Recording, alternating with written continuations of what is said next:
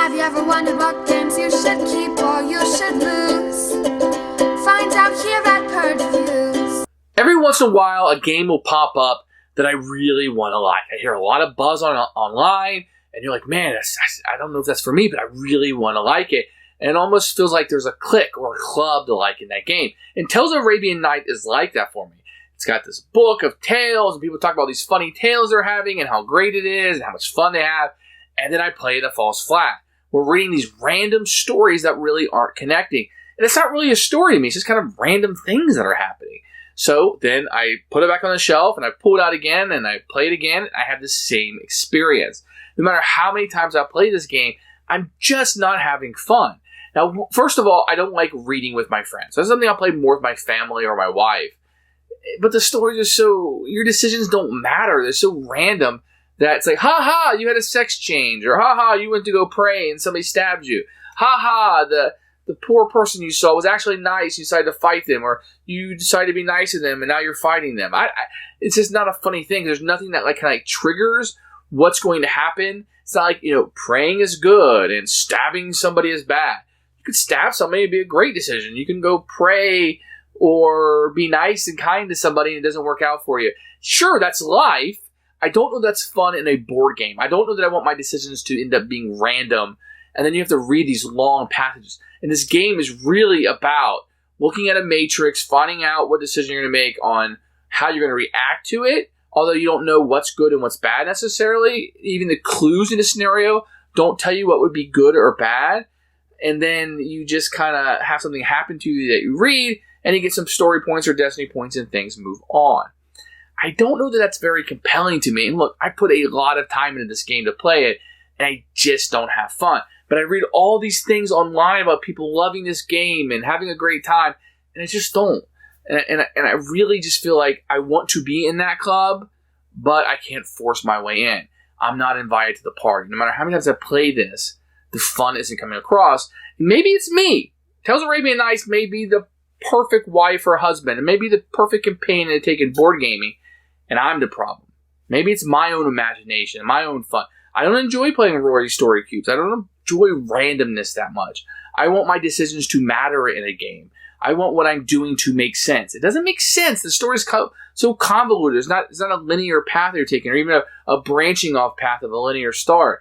It's just literally random things. Pull over an encounter card, look at a matrix, tell them how you're going to decide to be, and then something's going to happen. And it just isn't fun to me. It's got a roll and move, and that's okay, because the story is what you're doing here. But I don't know if the stories are really that compelling. Now, I try to play this with my family, because you don't want to read the stories ahead of time.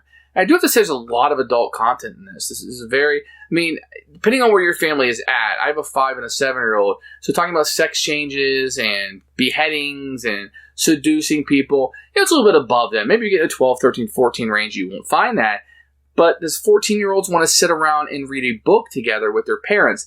I don't know if they're going to enjoy reading out loud as much. Your mileage may vary. Maybe you and your family this works for. It just didn't for us. So even though it's a beautiful, beautiful game, it's aging a little bit. You got standees instead of miniatures, and everything is really well produced in the version I have.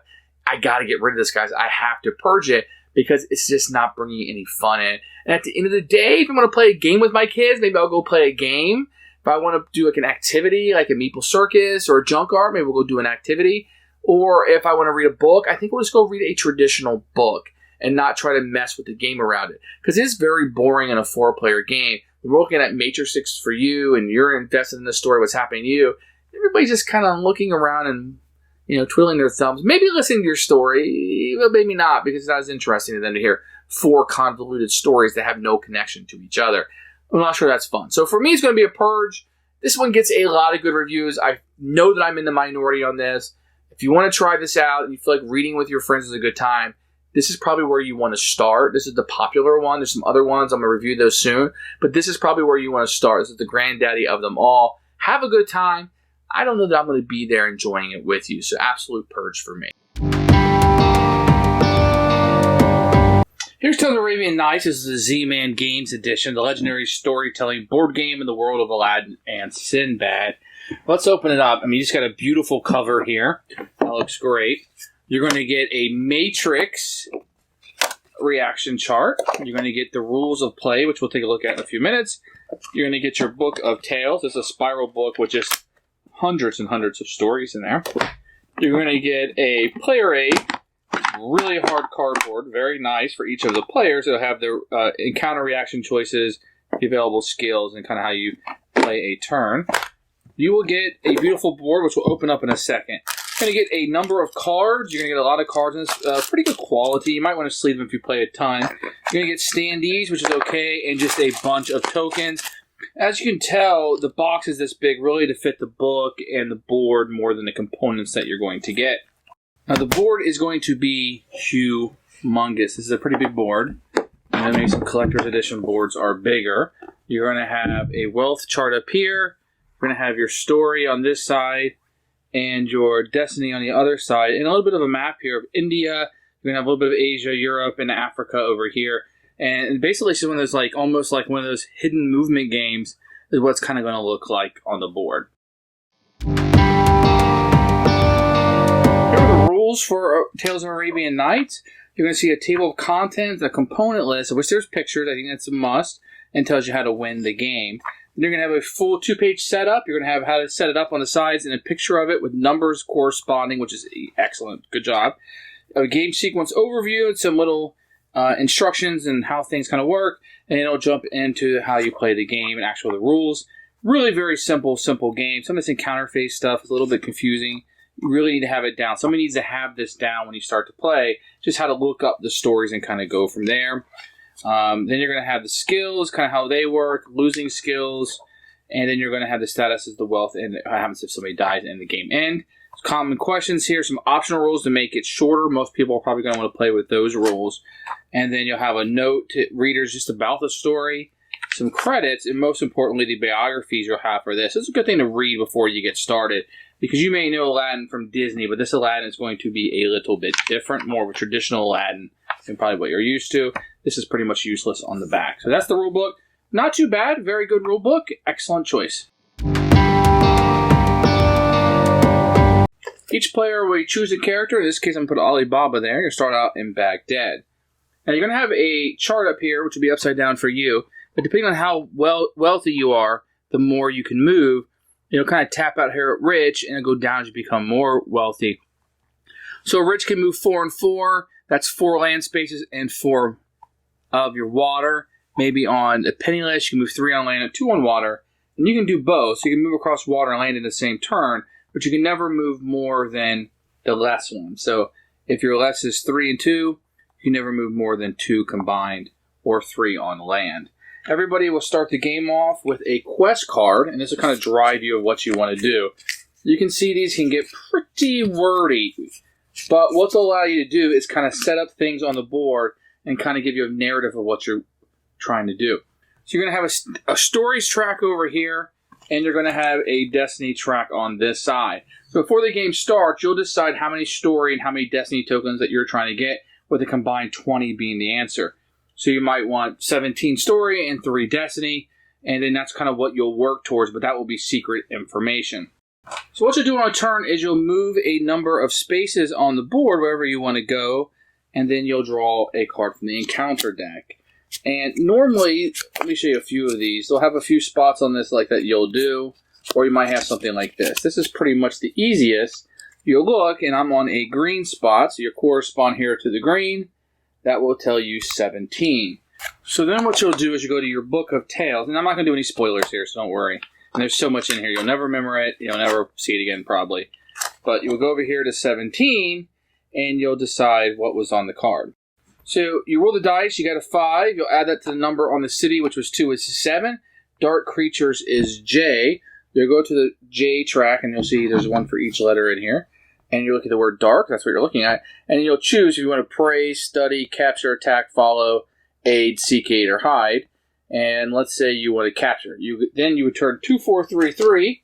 In this book, you would go to 2433.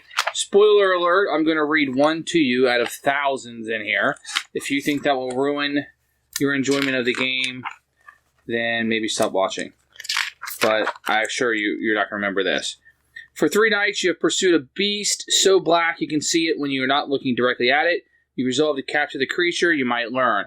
And if you have the luck, wilderness, or lore, you'll read this part of it. If you have none of those skills, then you'll read the top part. It'll tell you what you'll do. You'll either get story points or destiny or harm or something will happen. It might tell you to move somewhere else and read it.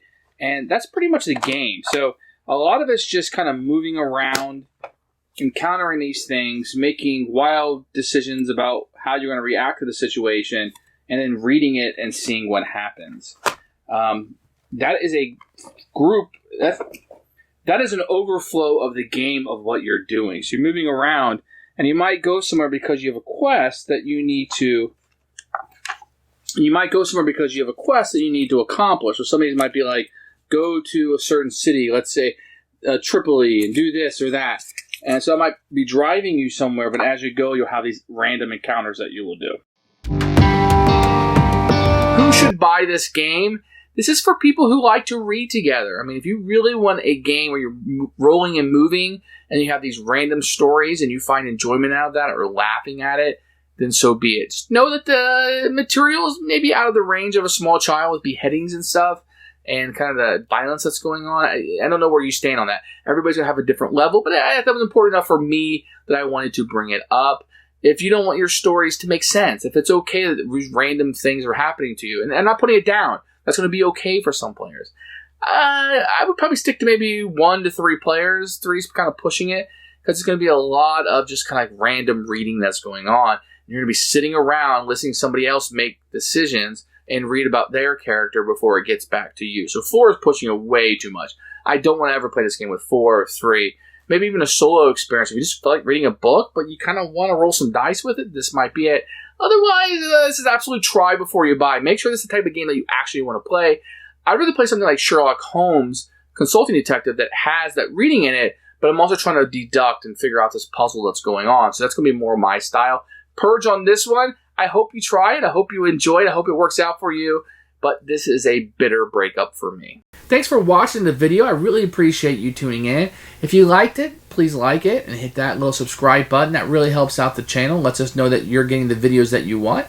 If you agreed or disagree with what I said, feel free to comment below. I'd love to hear what you have to say, and I promise that I will comment back. Thanks for watching, and everybody else, keep playing games.